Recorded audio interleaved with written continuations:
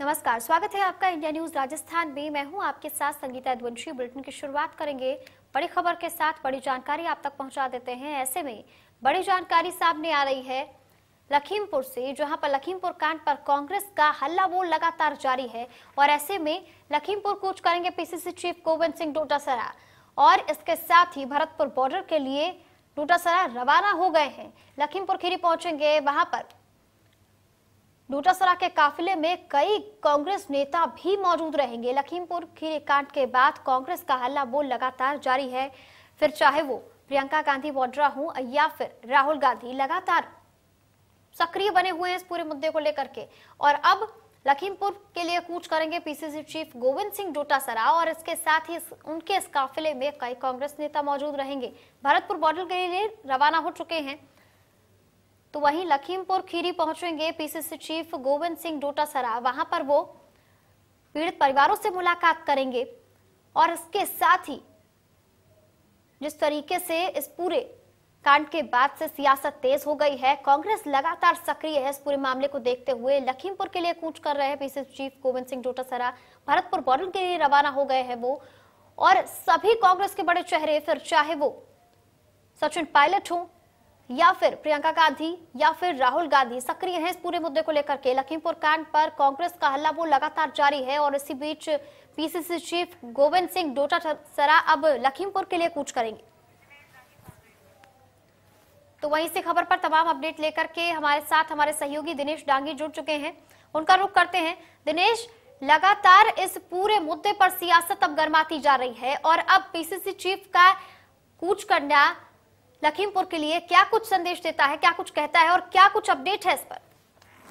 देखिए, लखीमपुर नरसंहार के खिलाफ कांग्रेस ने पूरी तरह से मोर्चा खोल दिया है और आज राजस्थान कांग्रेस की सड़कों पर उतर आई है। प्रदेश कांग्रेस गोविंद सिंह डोटासरा के नेतृत्व में कांग्रेस नेताओं का काफिला भरतपुर की तरफ बढ़ रहा है और करीब आधे घंटे बाद उनका काफिला भरतपुर की सीमा में प्रवेश कर जाएगा। वहां बॉर्डर पर गांव है ऊंचा नंगला, वहां पर एक पैदल कूच का जो कार्यक्रम है शुरू होगा, सभा होगी और उसके बाद उत्तर प्रदेश की कांग्रेस के नेता प्रवेश करेंगे। गोविंद सिंह डोटासरा ने कहा कि अगर उन्हें आगे नहीं जाने दिया तो वो गिरफ्तारी देंगे, इसके अलावा अन्य कोई कदम भी उठा सकते हैं। तो एआईसीसी के निर्देश पर जो भी उत्तर प्रदेश से लगते राज्य है, 5 से जो राज्य है, उनके पीसीसी चीफ के नेतृत्व में ये विरोध प्रदर्शन का कार्यक्रम रखा गया है।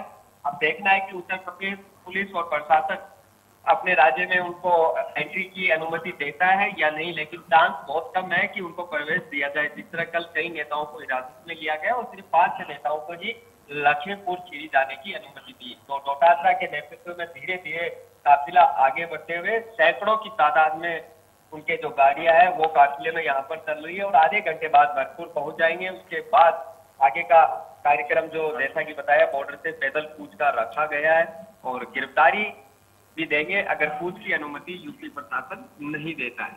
जी बिल्कुल दिनेश, इसके साथ ही आपसे ये भी जानना चाहेंगे कि उनके इस काफिले में और कौन कौन से बड़े चेहरे नजर आने वाले हैं? जी देखिए, पार्टी के विधायक है, मंत्री है और अन्य जो पदाधिकारी है, साथ ही स्थानीय कार्यकर्ता है, वो उनके काफिले में शामिल होंगे। पैदल कूच में जो है शामिल होंगे। तो जयपुर और अन्य जिलों के विधायक भी इनके साथ भरतपुर यहाँ पर जा रहे हैं। जी बिल्कुल। और क्या कुछ प्लानिंग के साथ वो आगे बढ़ रहे हैं, इसको लेकर के कोई अपडेट आई है? जी, जैसा कि हमने बताया कि बॉर्डर पर गांव है ऊंचा नंगला, जो राजस्थान और उत्तर प्रदेश की सीमाओं के बीच में है। वहां पर ये सभी नेता इकट्ठा होंगे। पहले सभी अपना अपना भाषण देंगे और उसके बाद पैदल ही वो उत्तर प्रदेश की सीमा की तरफ रवाना होंगे। और वहां बॉर्डर पर बताया जा रहा है कि उत्तर प्रदेश की काफी तादाद में जो पुलिस है, फोर्स है, वो वहां पर तैनात कर दी गई है। और जैसा कि बार बार योगी सरकार और वहाँ के अधिकारियों का कहना कि धारा 144 लगी हुई है, साथ ही पक्ष सत्य हम किसी को अनुमति नहीं दे सकते और ऐसा उत्तर प्रदेश शासन का वो तर्क इनको दे सकते हैं। तो अभी पहुंच रहा है, आगे का कार्यक्रम वहाँ की जो हालात कैसे है उसको देखकर तय किया जाएगा कि कितने बजे जी बिल्कुल बिल्कुल। बहुत बहुत शुक्रिया दिनेश उस तमाम जानकारी के लिए। आपसे और भी तमाम अपडेट लेते रहेंगे। तो वहीं भरतपुर बॉर्डर के लिए पीसीसी चीफ गोविंद सिंह डोटासरा रवाना हो गए हैं और लखीमपुर खीरी कांड अब पूरी तरीके से सियासत की नजर पर है। सियासत गरमा रही, इसे देखते हुए आरोप प्रत्यारोप का लगातार दौर जारी है। तो वहीं इसी कड़ी में कांग्रेस का हल्ला बोल भी लगातार जारी है।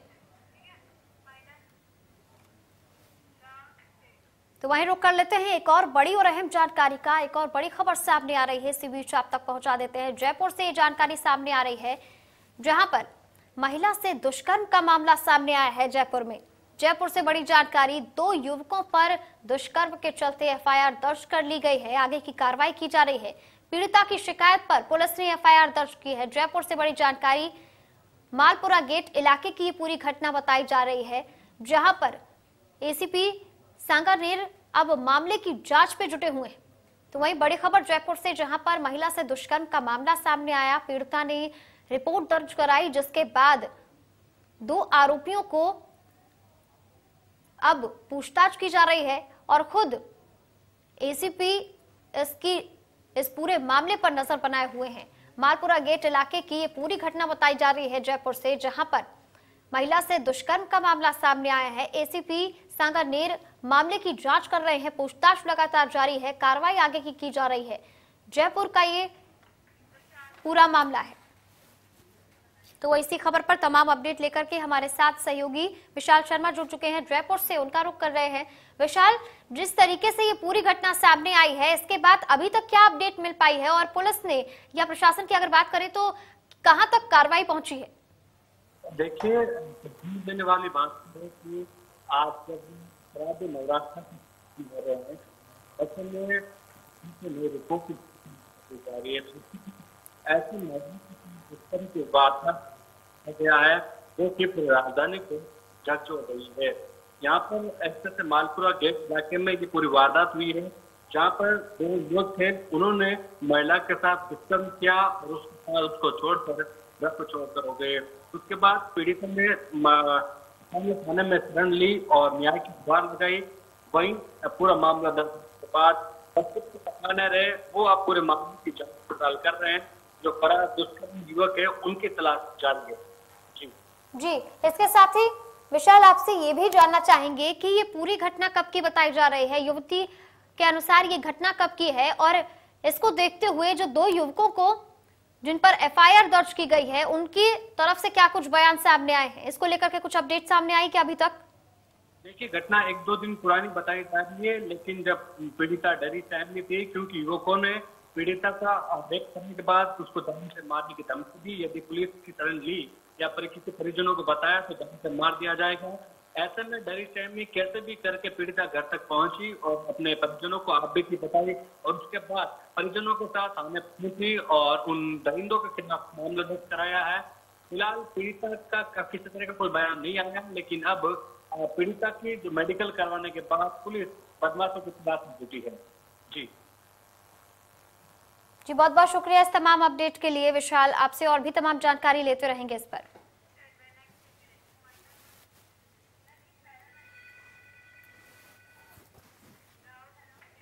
तो वहीं शारदीय नवरात्र का आज पहला दिन है। प्रदेश भर में त्योहार को धूमधाम से मनाया जा रहा है। मंदिरों में भक्तों की भारी भीड़ देखने को मिल रही है। इस दौरान कोरोना नियमों का भी खास ख्याल रखा जा रहा है। आपको अलग अलग तस्वीरें दिखा रहे हैं, जहां पर नवरात्र के पहले दिन क्या नजारा देखने को मिलता है आप तस्वीरों में देख सकते हैं। लूनी से, भीलवाड़ा से, परबस्तर से, बीकानेर से और कोटा से तस्वीरें आप तक पहुंचा रहे हैं। आज शारदीय नवरात्र का पहला दिन है। आज के दिन मां शैलपुत्री की पूजा की जाती है और इस तरीके से नवरात्र की शुरुआत हो जाती है। ये तस्वीरें 5 आपकी टीवी स्क्रीन पर अलग अलग जगह से बनी हुई हैं और आप देख सकते हैं कि आज के दिन किस धूमधाम से मंदिरों को सजाया गया है। तो वहीं लूड़ी, भीलवाड़ा, बीकानेर, कोटा और परबस्तर से तस्वीरें आपकी टीवी स्क्रीन पर लगातार हम बनाए हुए हैं, जहां पर आप देख सकते हैं कि पहले तो आज के दिन मां शैलपुत्री की पूजा की जा रही है, धूमधाम से मनाया जा रहा है। आज मंदिर प्रांगण को विशेष तौर पर सजाया गया है और इसी बीच भक्तों की भी भारी भीड़ देखने को मिल रही है। परबस्तर में आप साफ तौर पर देख सकते हैं कि किस तरीके से श्रद्धालु कतारों में खड़े हुए हैं। तो वहीं लूड़ी में भी भजन हो रहे हैं, कीर्तन हो रहे हैं, मां की आरती हो रही है।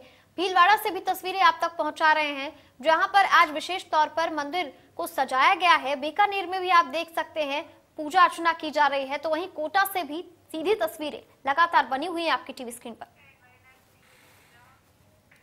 तो वहीं सीएम गहलोत ने शारदीय नवरात्र की शुभकामनाएं दी हैं। नवरात्र आत्मशुद्धि का पर्व है, ये उन्होंने ट्वीट करते हुए लिखा है। उन्होंने कहा है कि ये हमें नारी का सम्मान करने की प्रेरणा देता है। हम सभी प्रदेश के खुशहाली के लिए कामना कर रहे हैं, तो वहीं देश प्रदेश के विकास में भागीदार बने। सीएम अशोक गहलोत ने नवरात्र की शुभकामनाएं दी हैं प्रदेशवासियों को, और इसके साथ ही ट्वीट में क्या कुछ लिखा है वो आपको बता रहे हैं। उन्होंने लिखा है कि हम सभी प्रदेश की खुशहाली के लिए कामना करें और देश भर के विकास में भागीदार बने। इसके साथ ही क्योंकि नवरात्र का आज पहला दिन है, इस तौर पर उनका ये ट्वीट सामने आया है, जहां पर शारदीय नवरात्र की शुभकामनाएं देते हुए उन्होंने ये ट्वीट लिखा है। और उन्होंने कहा है कि नवरात्र आत्मशुद्धि का पर्व है, और इसके साथ ही उन्होंने बताया कि ये हमें नारी का सम्मान करने की प्रेरणा देता है।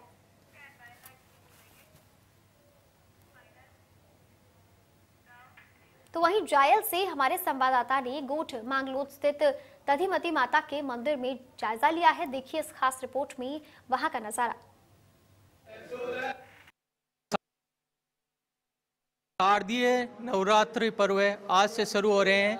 हम हैं शक्तिपीठ दधिमती माता जी मंदिर में।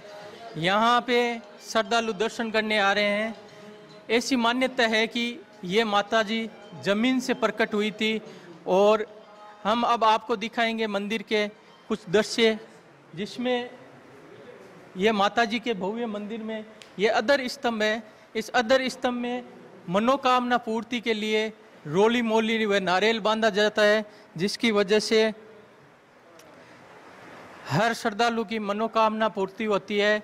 और इस भव्य मंदिर में प्रशासन ने इस बार मेले की अनुमति नहीं दी है कोविड-19 की पालना में, और सभी मास्क लगा के कोविड-19 की पालना कर रहे हैं। अब हम आपको बाहर के कुछ दृश्य दिखाएंगे जो मंदिर की भव्यता को और ऐतिहासिकता को दिखाएंगे।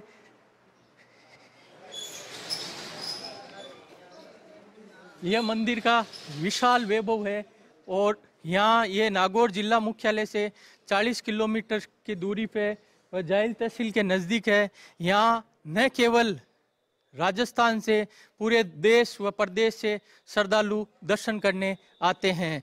जायल से अक्षय चतुर्वेदी की रिपोर्ट।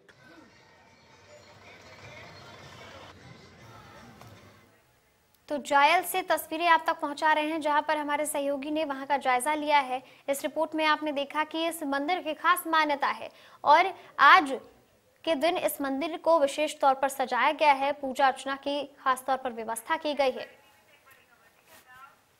तो इसी बीच एक बड़ी और अहम जानकारी का रुख कर लेते हैं। बड़ी खबर सामने आ रही है, और ऐसे में रियावत से है। वल्लभनगर विधानसभा उपचुनाव को लेकर के ये जानकारी आप तक पहुंचा रहे हैं, जहां पर धरियावाद वल्लभनगर विधानसभा उपचुनाव को लेकर के जानकारी है। धरियावद से कांग्रेस ने अपने उम्मीदवारों की घोषणा कर दी है। नाम सामने आ गया है उम्मीदवार का। धरियावद से नगराज मीणा को टिकट मिला है। नगराज मीणा के नाम पर अब कांग्रेस दांव खेलेगी। तो वहीं वल्लभनगर से प्रीति शक्तावत को टिकट दिया गया है। धरियावद और वल्लभगढ़ विधानसभा उपचुनाव में उम्मीदवारों की अब घोषणा कर दी गई है। नाम सामने आ गए हैं कांग्रेस की तरफ से। धरियावद और वल्लभगढ़ में कौन कौन से उम्मीदवार होंगे उसके बारे में आपको बता रहे हैं। तो इसी खबर पर तमाम अपडेट लेकर के हमारे साथ हमारे सहयोगी जुड़ चुके हैं। दिनेश टांगी, उनका रुख करते हैं।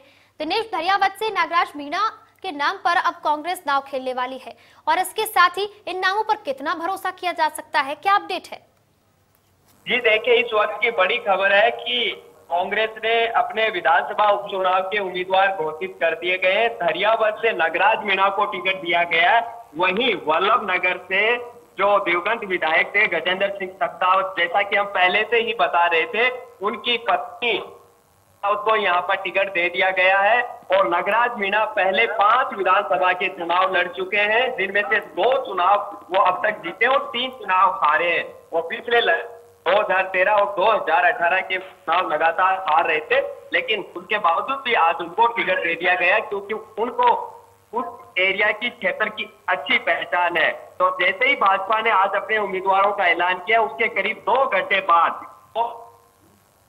प्रत्याशी मैदान में उतार दिए गए और वल्लभ नगर से कांग्रेस की कीर्ति शक्तावत और भाजपा के हिम्मत सिंह झाला के बीच मुकाबला होगा, तो वहीं रणधीर पिंडर निर्दलीय मैदान में ताल ठोक सकते हैं। तो ऐसे में वल्लभ नगर का मुकाबला त्रिकोणीय और रोचक होगा। उस तरह से तस्वीर यहाँ पर साफ हो चुकी है और दरियाबाद के बीच मुकाबला भाजपा के हेत सिंह मीणा और कांग्रेस के पूर्व विधायक और अभी आज के टेली नागराज मीणा के बीच में होगा, क्योंकि कल नामांकन आखिरी तारीख है और दोनों तमाम उम्मीदवारों को कल हर सूरत में नामांकन दाखिल करने हुए दोनों ही जगह मुख्यमंत्री अशोक गहलोत की बड़ी जनसभाएं यहाँ पर रखी है। इस वक्त की बड़ी खबर, कांग्रेस ने अपने दोनों उपचुनाव उम्मीदवार घोषित कर दिए गए हैं। दिल्ली एआईसीसी की तरफ से इन उम्मीदवारों का ऐलान हुआ है और आज सुबह ही हमने बताया था कि कांग्रेस अपने उम्मीदवारों का ऐलान कर देगी और संभावित प्रत्याशियों के नाम बताए थे और इंडिया न्यूज राजस्थान की खबर पर मोहर लगी है उन नामों पर जो हम लगातार पिछले 2-3 दिन से अपने दर्शकों को बता रहे थे। जी बिल्कुल, बहुत बहुत शुक्रिया इस तमाम जानकारी के लिए दिनेश। आपसे और भी तमाम अपडेट लेते रहेंगे। तो बड़ी खबर आप तक पहुंचा रहे हैं, वल्लभगढ़ से प्रीति शक्तावत को टिकट दिया गया है और इसके साथ ही धरियावद से अगर बात की जाए तो वहां पर भी कांग्रेस ने नए नामों की घोषणा करके दांव खेला है। धरियावद वल्लभ नगर विधानसभा उपचुनाव में कौन कौन से उम्मीदवार हैं जिनके नामों पर कांग्रेस अब भरोसा करने जा रही है, वो आपको बता रहे हैं। धरियावद से नागराज मीणा को टिकट दिया गया है, तो वहीं इसके साथ ही वल्लभगढ़ से प्रीति शक्तावत को मिली टिकट दिया गया है। धरियावद वल्लभगढ़ विधानसभा उपचुनाव में क्या अपडेट है वो आप तक पहुंचा रहे हैं। इस बार लगातार जो इंडिया न्यूज राजस्थान ने नामों की बात कही थी उन पर अब मोहर लग गई है। कांग्रेस ने उम्मीदवार घोषित कर दिए हैं।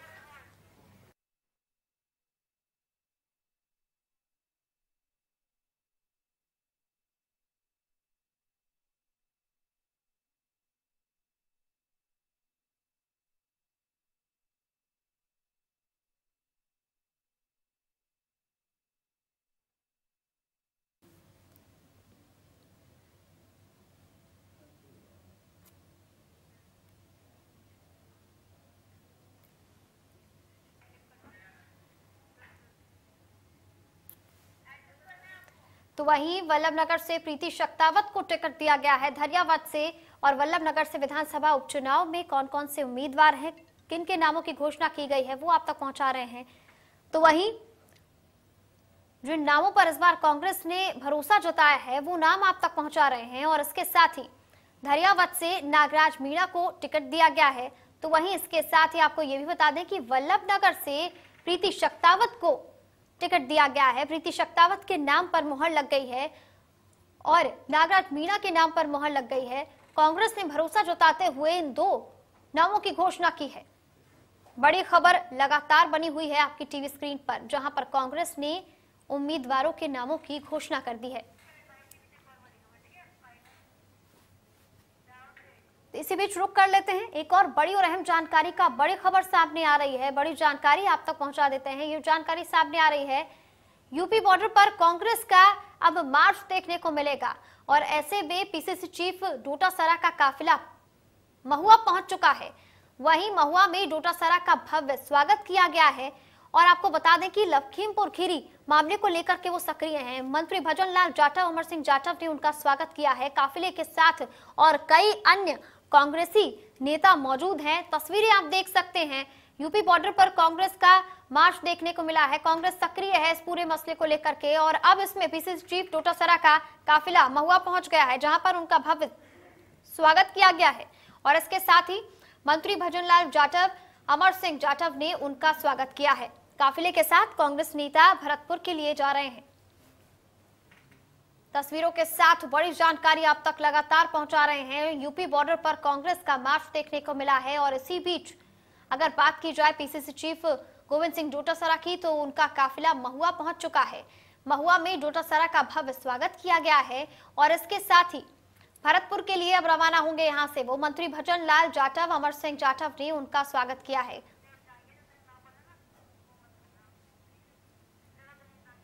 तो ऐसी खबर पर तमाम अपडेट लेकर के हमारे साथ हमारे सहयोगी दिनेश डांगी जुड़ चुके हैं, उनका रुख करते हैं।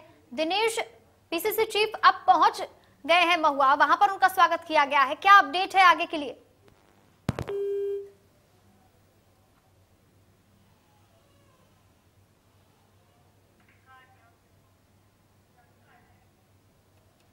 तस्वीरें आप तक पहुंचा रहे हैं, सीधी तस्वीरें महुआ से। आप देख सकते हैं गाड़ियों की कतारें, आप देख सकते हैं पीसीसी चीफ गोविंद सिंह डोटासरा का काफिला पहुंच गया है महुआ। यूपी बॉर्डर पर कांग्रेस का मार्च है और हल्ला बोल कांग्रेस की तरफ से लगातार जारी है। और उसी कड़ी में अगर बात की जाए पीसीसी चीफ की, तो वो भी महुआ पहुंच गए हैं, जहां पर उनका भव्य स्वागत किया गया है।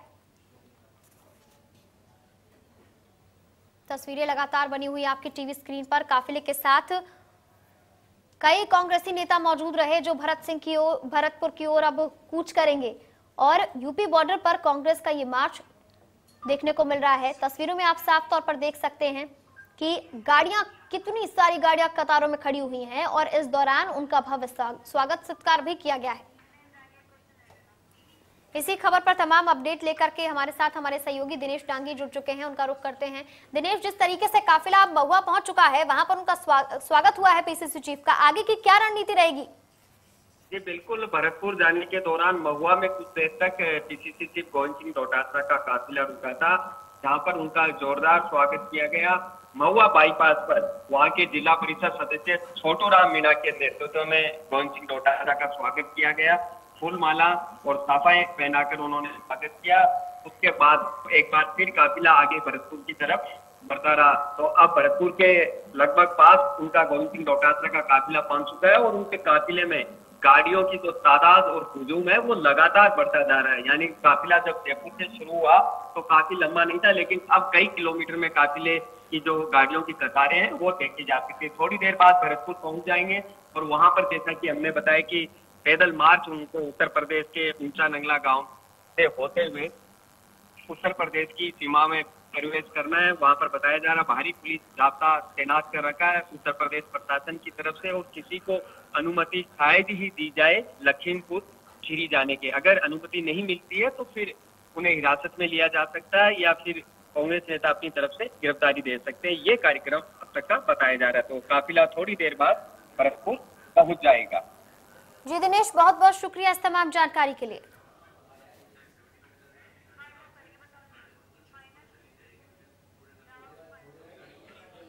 तो फिलहाल के लिए इस बुलेटिन में इतना ही, लेकिन प्रदेश से जुड़ी तमाम बड़ी खबरों के लिए बने रहिए हमारे साथ, देखते रहिए इंडिया न्यूज राजस्थान।